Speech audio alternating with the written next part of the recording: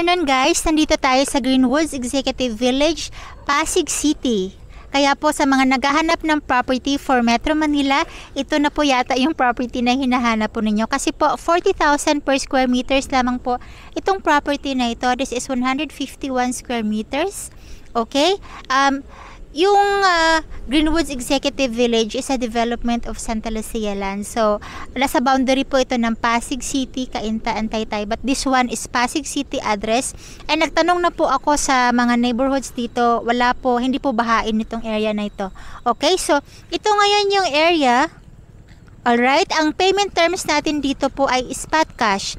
So, dito sa description nitong video, ilalagay ko po dito yung computation nitong property. Okay?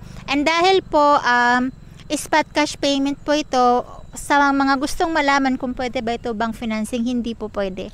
Ang bank financing, spot cash payment lamang po ang available natin na payment terms dito. So ilalagay ko sa description nitong video yung aking Facebook account and then yung akin pong phone number para makontak nyo po kung paano, makontak nyo po ako kung paano po kunin itong lote nito. So I'll show you around kung anong itsura nitong neighborhood ninyo, ha. Okay. Ito po yung itsura, and then yung mga bahay na mga katabi ninyo, kapitbahay pala ninyo, ay nandun po banda. Okay? And then, may mga bahay also doon. And then guys, malapit lang pala ito sa gate, ha. This is phase 3A-2. Alright? So, for more information, please contact me.